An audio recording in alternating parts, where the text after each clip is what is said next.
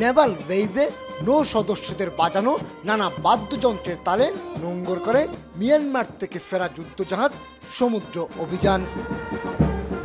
ভূমিকম্পে বিধ্বস্ত মিয়ানমারে মানবিক সহায়তা মিশন শেষ করে এই জাহাজে করে দেশে ফিরে আসেন নৌ সেনা এবং ফায়ার সার্ভিসের উদ্ধারকারী সদস্যদের পাশাপাশি চিকিৎসক ও নার্সের ৫৫ জনের দলটি। সকল লোক রাস্তায় এরা ভয়ে ছিল, আমরা যাওয়ার পরেও দেখছি ভয়ে ছিল। এরপরে আমরা আমাদের যে কাজের জন্য গেছি সে কাজ যেখানে সম্ভব সেটা করছি। এই দলটিকে বরণ করে নেন চট্টগ্রাম নৌ অঞ্চল প্রধান রিয়ার অ্যাডমিরাল মীর এরশাদ আলী।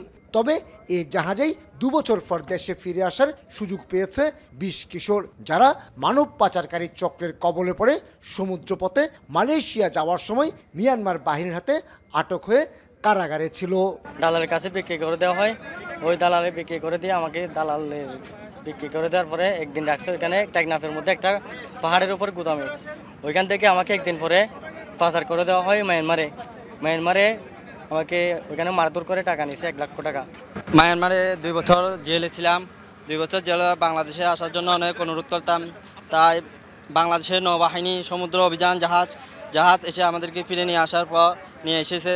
মিয়ানমার কারাগারে বন্দি থাকা অবস্থায় যখন দেশে ফিরে আসার সব সম্ভাবনা ক্ষীণ হয়ে আসছিল, তখন ত্রাণকর্তা হিসেবে নৌবাহিনীকে পেয়ে উচ্ছ্বসিতই কিশোর দল।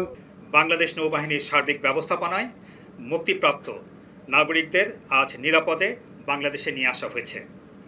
প্রত্যাবাসন সম্পর্কিত কার্যক্রম শেষে সংশ্লিষ্ট কর্তৃপক্ষের নিকট আনুষ্ঠানিকভাবে তাদের হস্তান্তর করা হবে। ১২০ মেট্রিক টন ত্রাণ ও চিকিৎসা সামগ্রী নিয়ে চট্টগ্রাম ছেড়েছিল নেভাল শিপ সমুদ্র অভিযান। পরে ১১ এপ্রিল মিয়ানমারের ইয়াঙ্গুন বন্দরে পৌঁছানোর পর ৭৫ জনকে নিয়ে ১৩ এপ্রিল আবারও চট্টগ্রামের উদ্দেশ্যে রওনা দেয় জাহাজটি।